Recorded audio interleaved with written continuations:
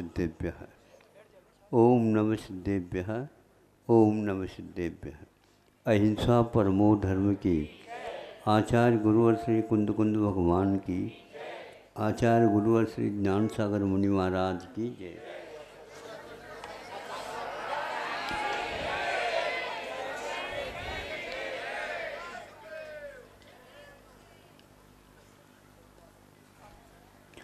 स्वर्गों में एक व्यक्ति को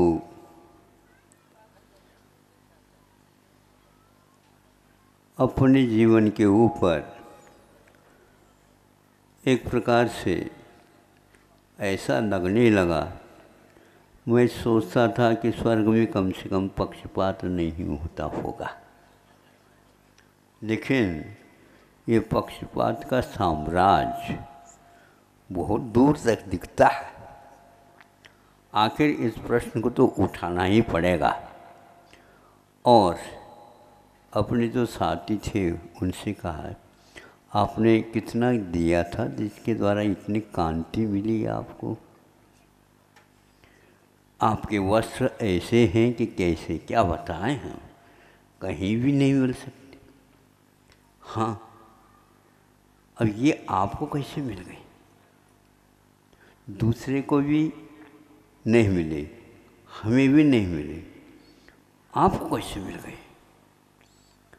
तो वो कहता है, भैया अब हम कुछ नहीं जानते, किंतु मिले अवश्य। और आप लोगों को नहीं मिले, क्यों नहीं मिले ये आपको ही सोचना है। हमारे बताने से आपको विश्वास नहीं होगा। ये एक विश्वास ऐसी चीज़ है, स्वयं यदि कर लेता तो कर लेता है। मैं कह दूँ मुझे मानते हो, इस बात के ऊपर विश्वास करो, महाराज सोच लेते हैं।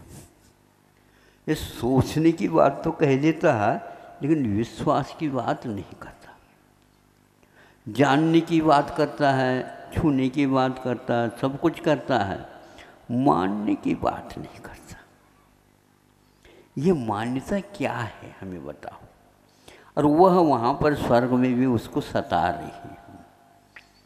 सता नहीं रही है, ये बिल्कुल हकीकत है। यहाँ पर अवश्य पक्षपात हुआ है। हमारे नंबर ज़्यादा होते हुए भी किसी एक व्यक्ति को आगे बढ़वाना होता है तो विश्वविद्यालय स्तर पर भी ऐसा काम हो रहा है, और ये विदेश में भी होता है। मैंने सोचा विदेश में भी होता होगा, भारत में भी होता होगा, लेकिन स्वर्गों में होता हुआ ये कल्पना नहीं थी।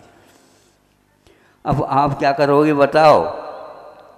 इतने सारे पूजन कर रहे हैं, वहाँ पर जाकर के जाने के उपरांत मान लो पक्षपात मिला है तो आप क्या करोगे? हमारे पास आओगे क्या? वहाँ से आ भी नहीं सकते।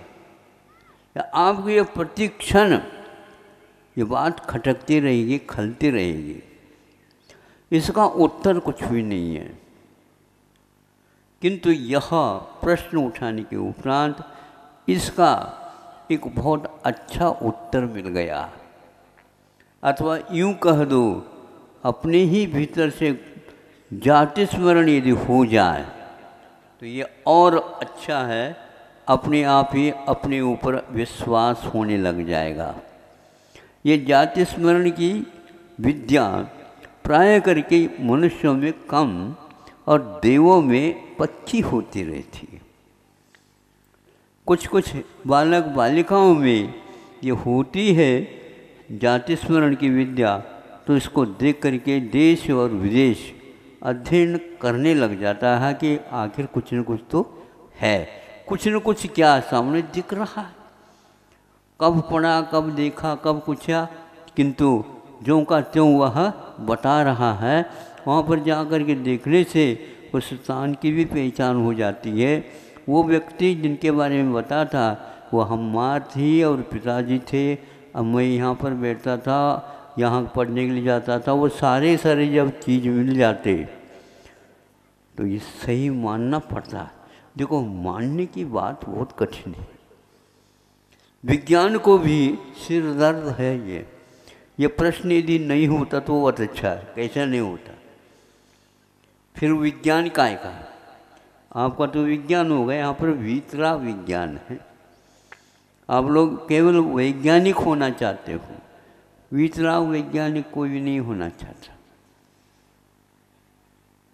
चाहे मुनि बन जाए, चाहे आर्यिका बन जाए, चाहे कोई भी बन जाए, किंतु ये होने की और अनुभव की जो बात आती है, वहाँ पर मानना क्या ये हकीकत है, वो डूब जाता उसमें। उसे ऐसे मान लो ज्ञात हो गया, करे ऐसा अभी तक ज्ञात नहीं था और आज ज्ञात हो गया, ये तो मेरी गलती ही दिख रही है इसमें। इन्होंने बहुत समझाया था। देखो वहाँ के सिर दर्द से माइग्रेन जो है ना, वहाँ बहुत कठिन है, यहाँ पर फिर भी ठीक हो सकता है। वहाँ की माइग्रेन तो ऐसे है कि वह आपको प्रत्येक समय, और वहाँ पर ज़्यादा इसलिए माइग्रेन है, वहाँ पर सोया भी नहीं जाता, कभी नींद ही नहीं आती। यहाँ पर चिंता हो जाती तो नींद नहीं आती, नहीं तो यदि चिंता नहीं है तो कहीं भी सो जा, सुख की नींद। ये बुंदेलखंड की है शब्द, बुंदेलखंड में बोले ये सुख की नींद, उठाए तो भी नहीं उठा वाला, उठाने के उपरांत भी, हिलाने के उपरांत भी नहीं उठ रहा हूँ। अब बोलो, मान लो पलंग के ऊपर से गिर जाता है, भैया कौन गिरा तो भी पता नहीं, कोई तो गिरा तो सही, आवाज तो आई, कौन गिरा, फिर भी सो रहा। अब वहां पर आकर के जाकर के आप क्या करोगे मुझे बताओ? उत्तर मिला, तूने सब कुछ किया था, अंतरंग से कुछ न कुछ कमी रखी थी। उन विशुद्धियों की कमी होने के कारण वह सम्यक दर्शन भी नहीं हुआ, और उसके फलस्वरूप वैषम्य के सुख साधन, सुख तो मिले किंतु वैषम्य के कारण है वो उसके कारण सिर दर्द ज़्यादा होता है। हम अकेले पहने सबसे अच्छा, दूसरा यदि मान लो पहनते था, अरे ये भी पहन लिया तो संभव है कि अब तो इससे भी आगे का पहन सकता, फिर उस समय हमारा क्या होगा? ये कहाँ से लाया?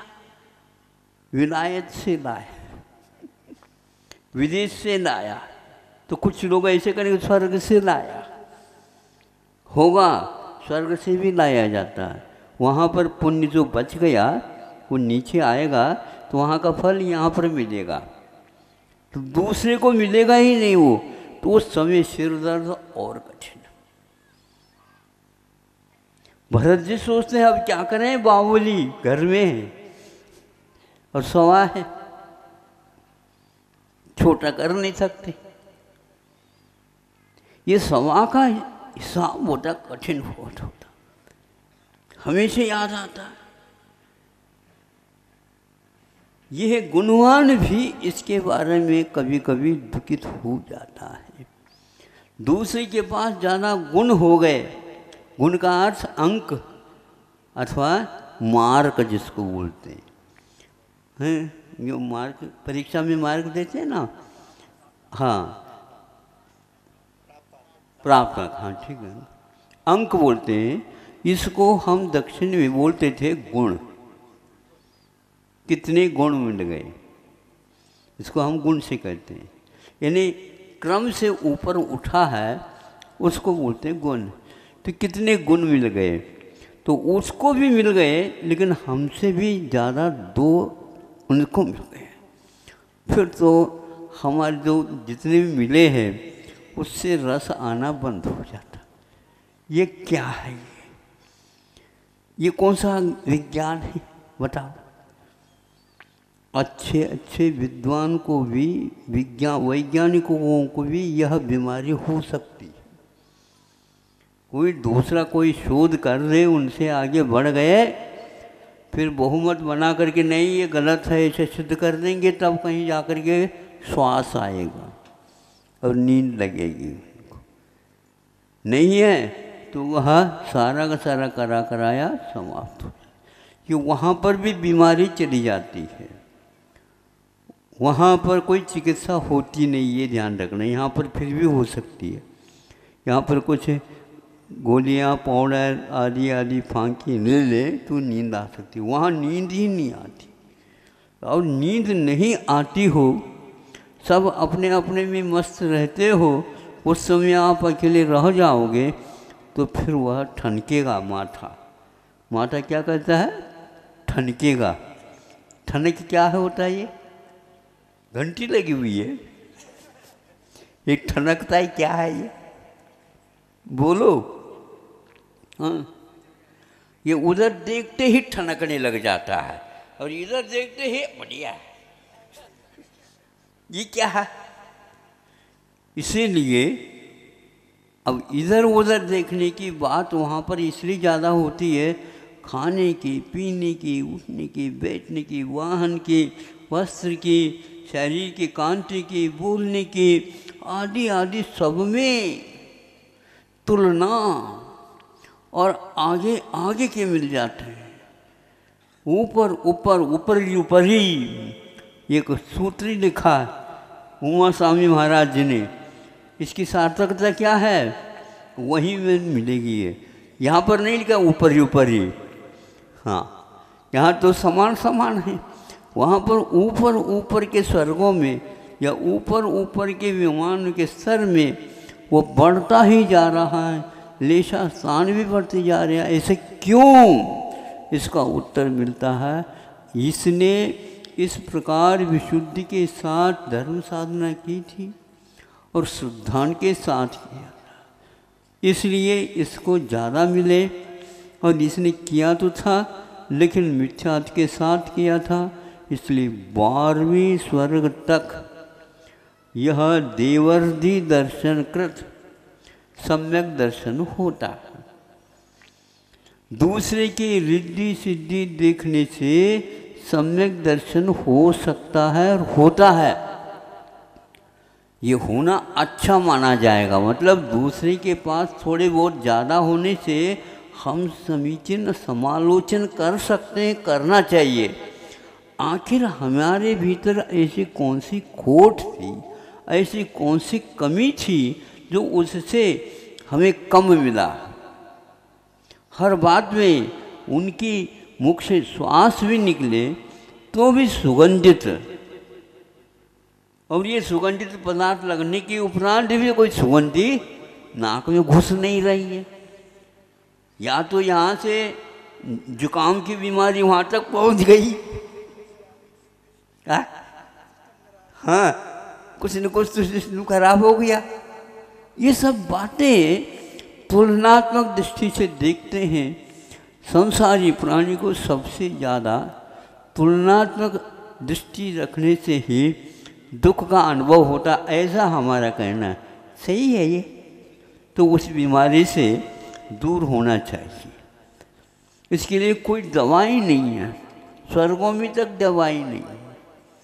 मरते न बचावे कोई, ये तो बात बहुत स्थूल बात है, लेकिन इससे कोई भी वैद्य नहीं है वहाँ पर, यहाँ से गया हुआ आपकी चिकित्सा वहाँ पर कर सके। जीवन के आदि से लेकर अंत तक ये बीमारी बनी ही रहती है। ये सौभाग्य का विषय है। वहाँ पर जाकर के अन्य देवों की रिद्धि सिद्धि को देख करके यही एकमात्र धर्म का प्रभाव है।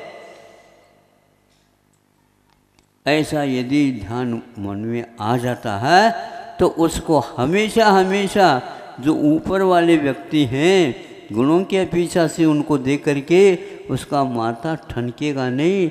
ये सही बात है। हाँ, सर्वार्थ सिद्धि में जाने के उपरांत भी उतरना आवश्यक है। उतरो, तो उतरना ये बहुत खतरनाक लगता है। ये कब तक चलेगा? तो ये तब तक चलेगा जब तक आप इस तुलनात्मक दृष्टि से धर्म को तोलते रहते हो। धर्म को कभी भी तोलो नहीं, तुलने की चीज धर्म है ही नहीं। और धर्म में सम्यक दर्शन कभी भी तुलनात्मक नहीं।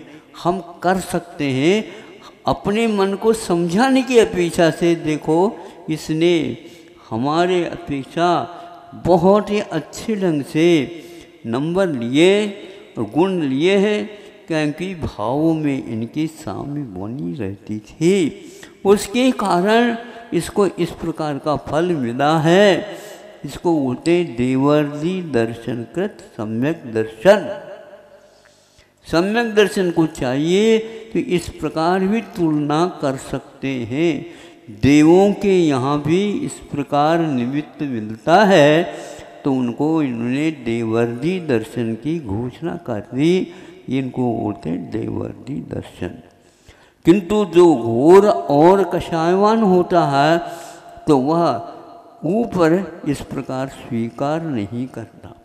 12वें स्वर्ग के उपरांत एक बात और कही, यह देवर्षि दर्शन किसी को नहीं होता। क्यों नहीं होता? उस प्रकार की कषाय वहाँ पर नहीं हुआ करती। ये बहुत मार्गी की बात है। मतलब 12वें स्वर्ग तक ही ये देवर्षि दर्शन रहेगा। उसके बाद शुक्ल लेशा का ही अनुपात बना रहता है। उसमें इस प्रकार का तुलनात्मक अध्ययन नहीं होता। तो इस बीमारी से तो वो बच गए। उसका परिणाम क्या निकलता है? तो उनका ये कहना है आगे जा करके अंत कोड़ा कोड़ी का ही बंद होगा, ज़्यादा नहीं। मतलब उसके नीचे वह कषाय करने के फलस्वरूप ज़्यादा कम विषय भी होता था, किंतु यहाँ पर वो ब्रेक लग जाता है, वो आगे बढ़ नहीं सकता है, क्योंकि उसका परिणाम हमेशा हमेशा इस तुलना से, इसको बोलते हैं दूसरे के थाली को देखने की आदत है।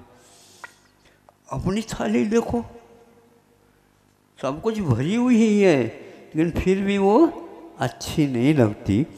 दूसरी की थाली के में जो व्यंजन हैं वो ही बहुत अच्छे लगते। हाँ, खरीद करके खाएंगे इतना स्वाद नहीं आएगा। फूकट का मिलता है उसमें बहुत स्वाद आता है। मन की बात आ गई। नहीं, फूकट में मिल गई।